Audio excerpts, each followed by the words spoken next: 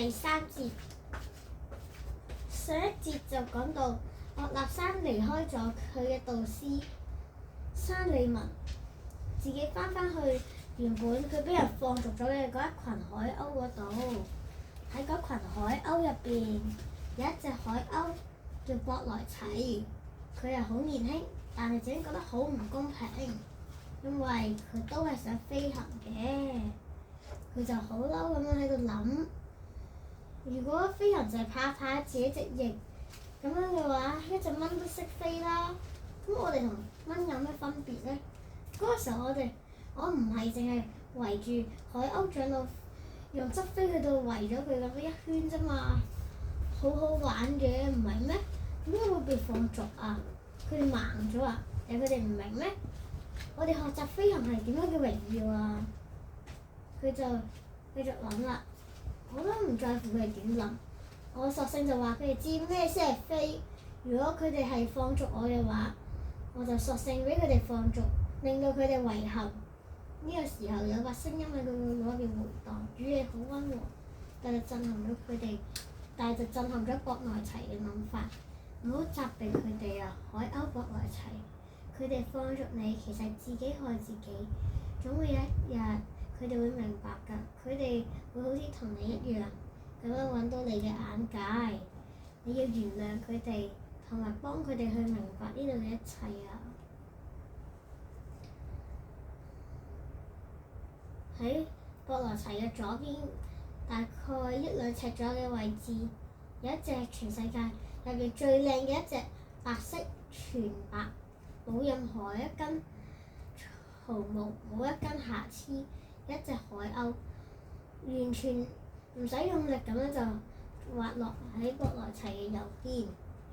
但係呢一種咁輕鬆嘅速度，就已經係博萊齊飛得最高最快嘅速度。呢一隻咁年輕嘅海鷗博萊齊，即刻俾佢搞到好模糊啦，就問啦：咩事啊？我傻咗？我死咗？呢個係乜嘢海鷗啊？超越咗人類嘅境界啊！哦，嗰一個冷靜嘅聲音，究竟喺佢腦入邊就講啦：海鷗博萊齊，你想唔想飛？博萊齊係毫無懷疑，直接就答啦：想，我想。海鷗博萊齊，你想飛嘅慾望係咪可以令到你原諒翻嗰一群放逐你嘅海鷗？係咪可以原諒翻佢哋？而且學咗飛行術之後，可唔可以翻返佢哋嗰度，幫佢哋去到了解？嗰一把腦入邊嘅聲音繼續講。唔理博萊齊佢幾咁頑皮，受過幾大傷害，喺一個卓越嘅飛行家前面係唔俾佢講大話嘅。佢好輕聲咁樣講：我願意。嗰隻海鷗，閃耀嘅海鷗，即係岳納山，就話：好，博萊齊，咁我哋就由水平飛行咁樣開始。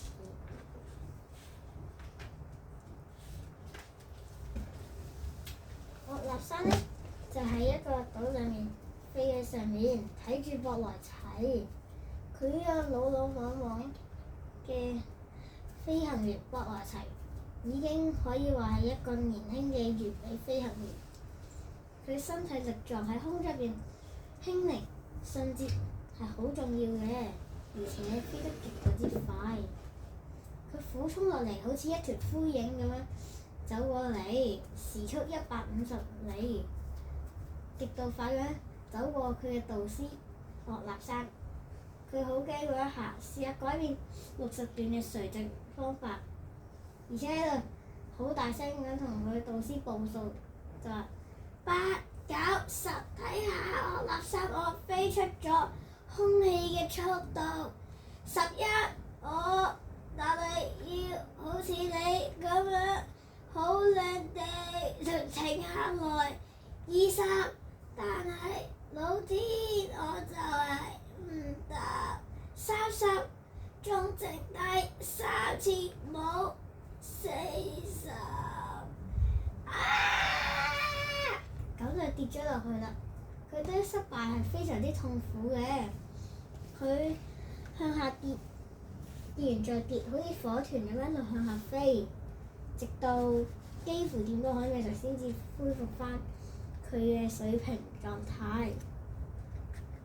佢就大叫啦：唔好將啲時間浪費喺我身上啦！我立山，我太笨，我太蠢，我試完又蝕掣唔識啊！我立山望住佢，點一點頭就話：如果你喺急速嘅時候就咁用力嘅話，你永遠都唔會學識㗎。博萊齊，你一開始嘅時候就已經減少咗40你嘅時速啦，你要暢順一啲，穩定，但係就要暢順，明白未？博萊齊繼續向下飛，佢就同佢導師一齊開始啦。導師提佢，記住急升嘅時候呢，一定要流暢同輕鬆。第一節完。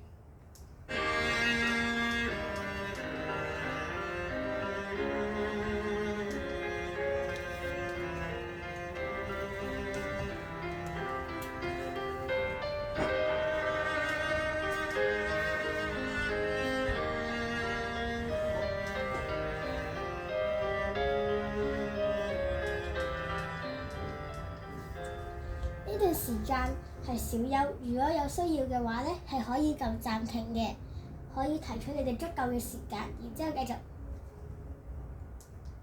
我哋會有1分鐘嘅小休時間。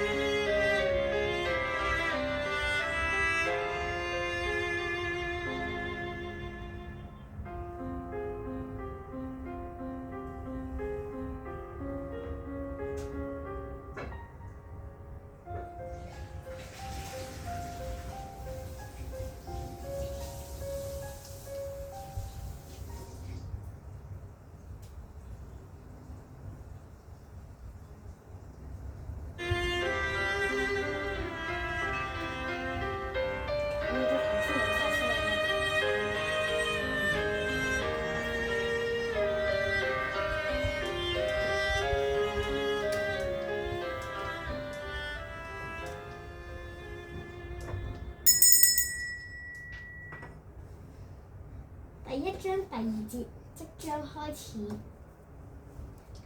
頭先就講到岳立山同博萊齊一齊向上飛，而且佢一路提住博萊齊飛嘅時候呢，動作一定要係夠流暢同輕鬆嘅。3個月後，岳立山先後收咗6個學生，都係俾人放逐嘅。佢哋覺得對飛係好有興趣，佢哋對飛有一種嘅奇妙嘅興趣，佢哋覺得呢種係一種樂趣啊！佢哋覺得呢一種係一種有意義嘅事啊！佢哋對於呢種新奇結構係好感興趣嘅。不過對佢哋嚟講，練習高飛嘅技巧就比了解背後嘅意義或者道理就容易好多。岳立山依家都仲係喺度講緊一啲飛行嘅意義或者可以話係道理。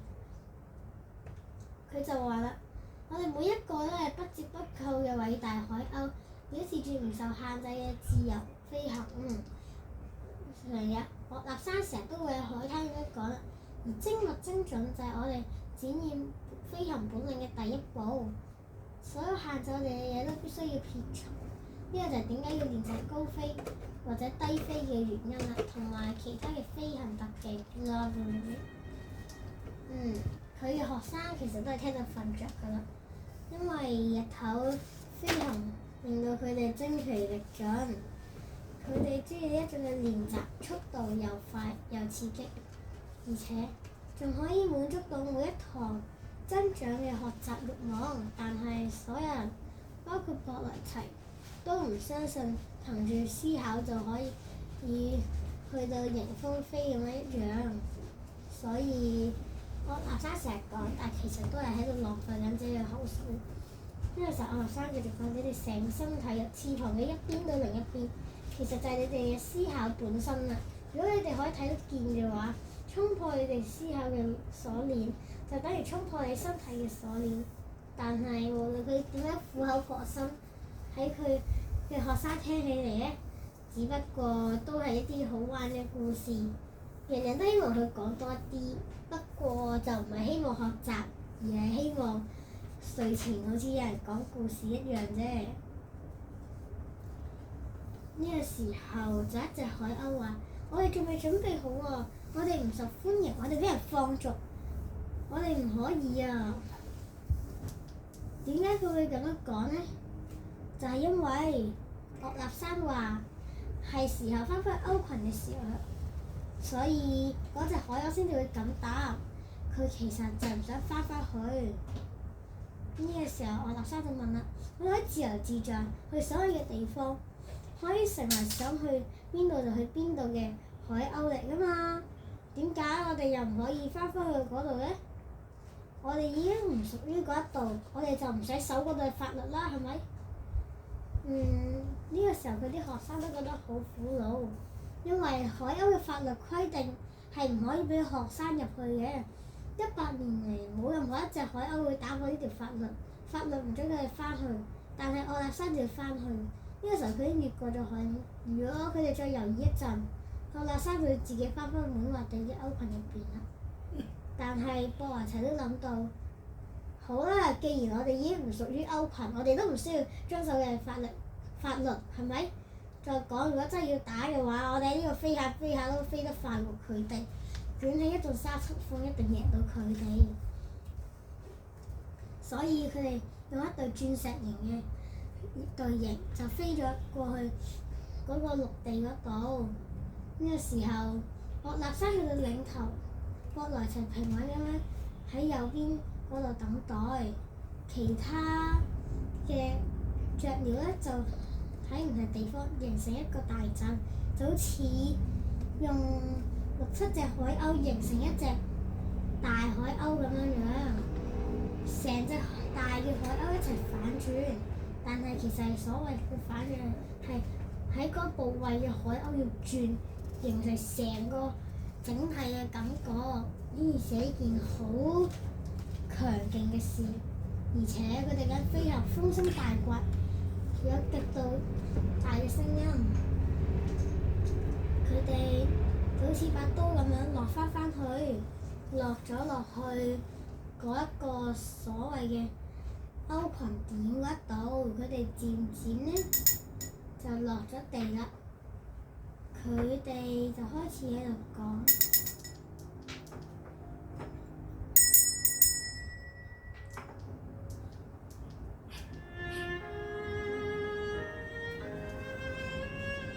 第2節小休，有需要嘅話，呢個時候可以去到撳一撳暫停掣。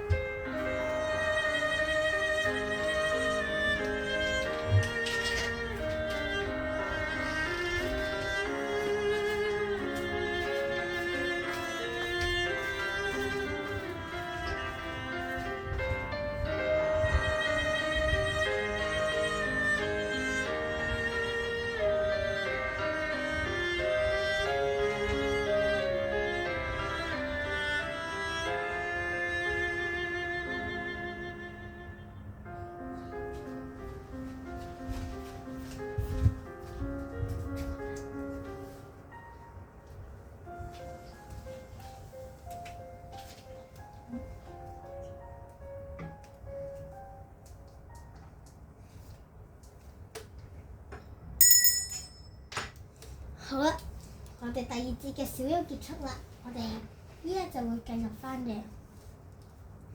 頭先咧就講到佢哋嘅岳立山手嘅學生，所有人一齊落到去嗰一個海鷗嘅島上面。岳立山好似家常便飯咁樣講。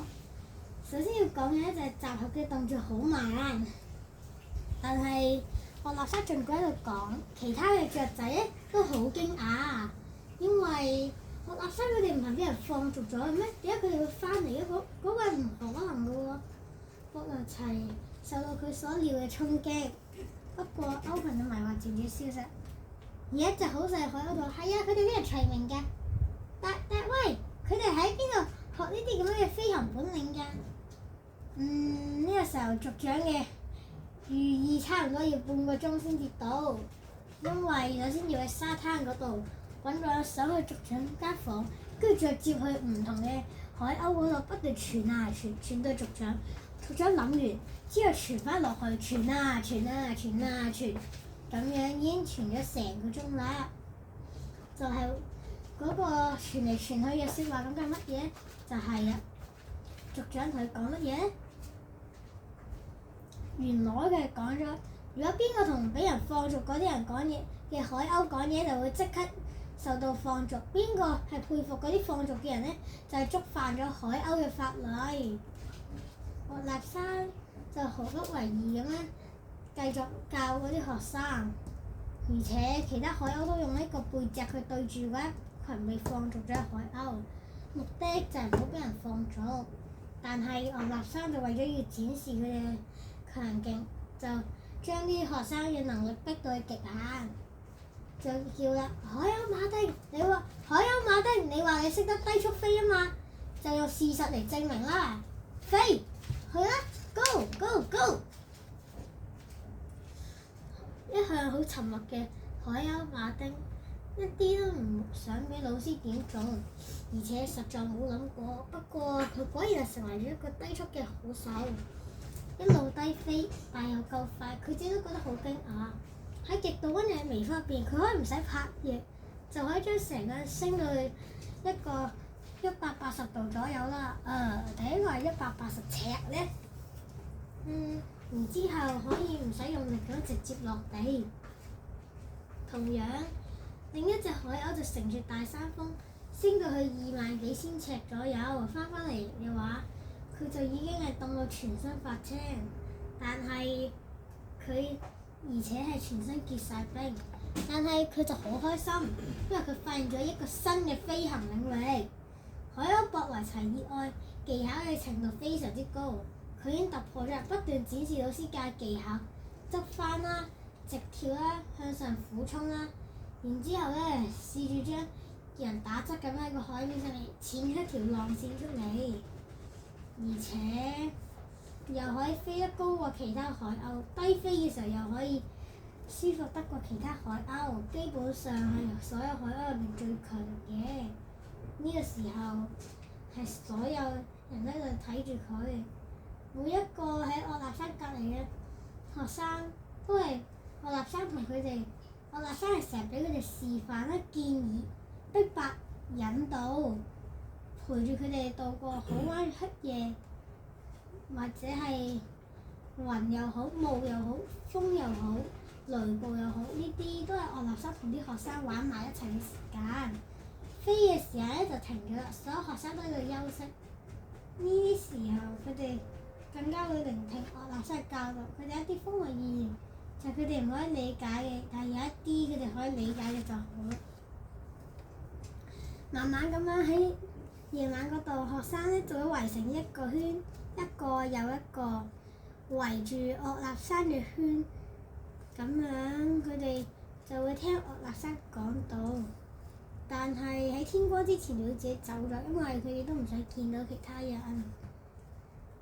翻返去鄉下，即係俾人放逐咗嗰一個島入邊呢，終於有一隻冇被放逐嘅海鷗要求學習飛行，佢亦都被放逐咗，但係就成為咗岳立山嘅第8個學生。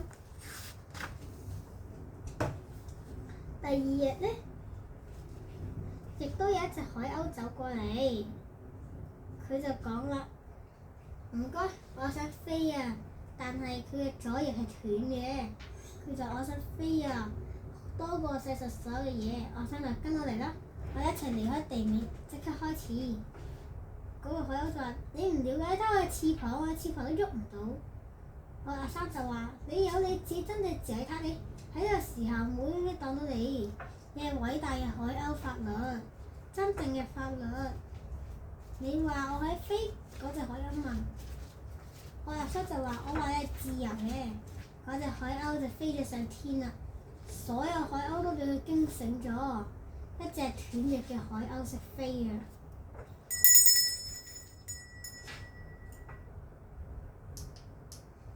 第三節小休即將開始，如果有需要嘅話咧，可以撳暫停掣。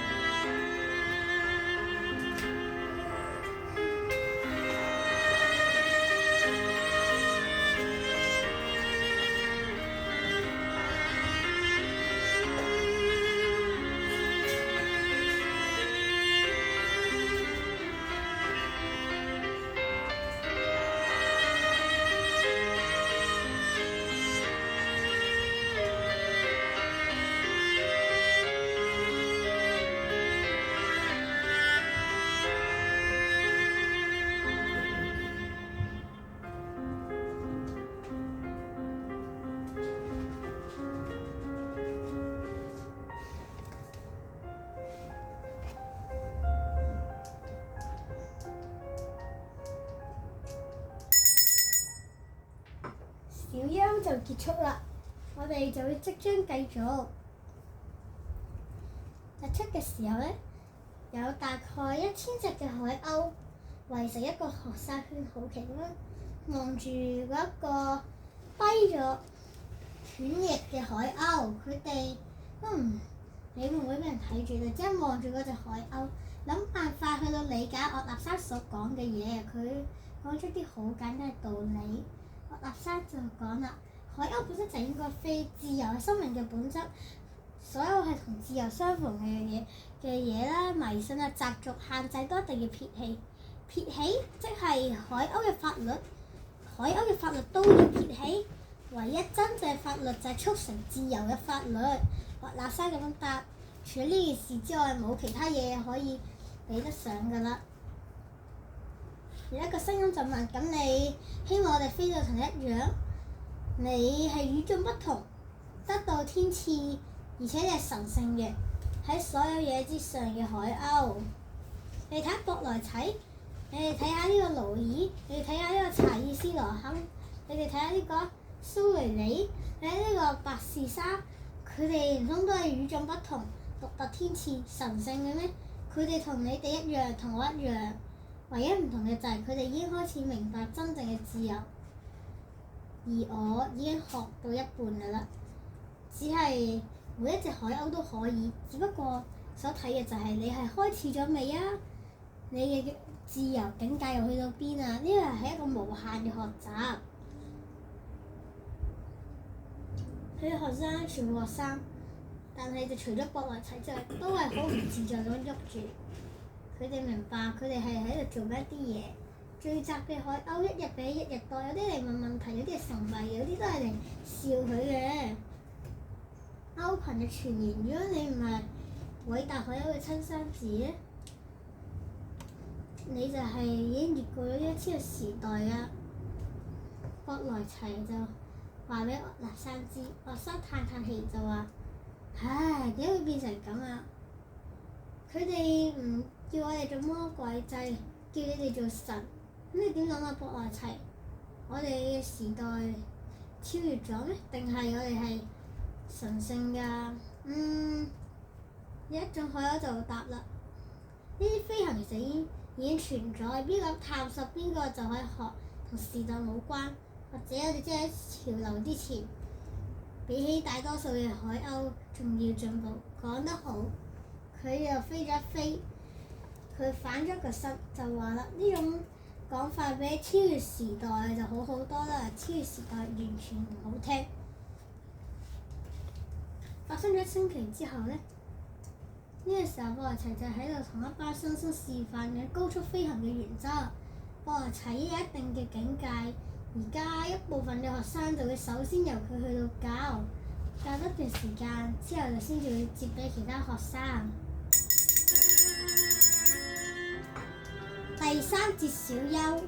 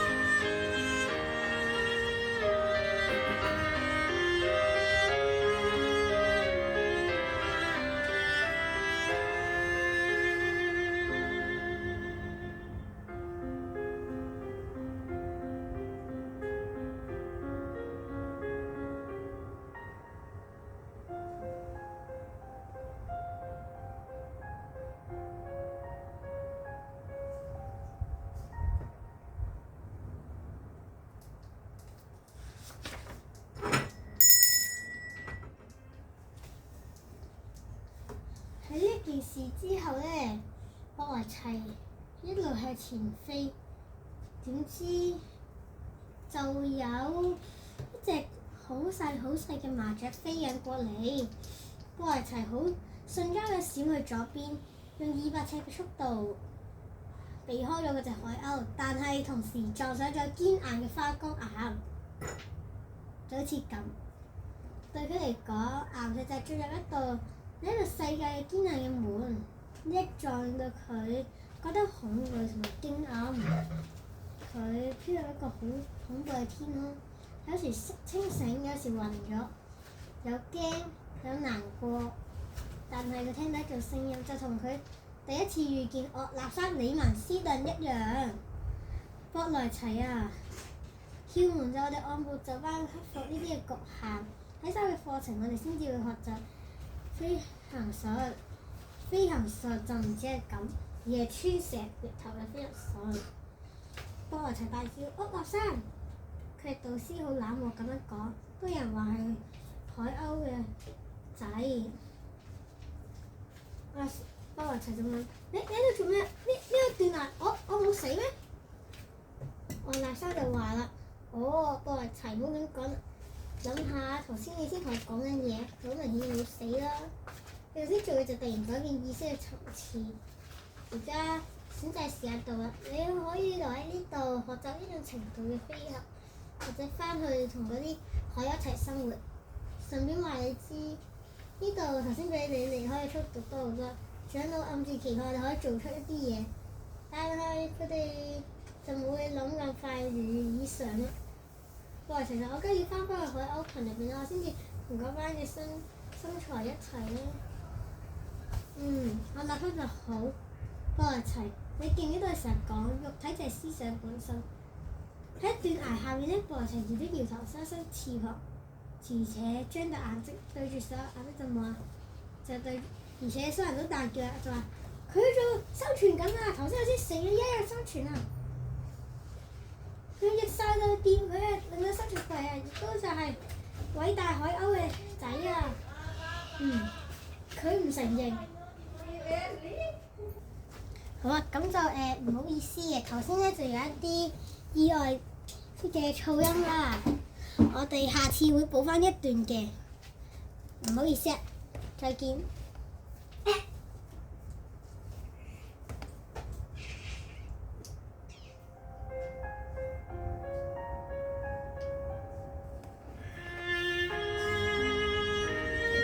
等陣，咦，有第二次機。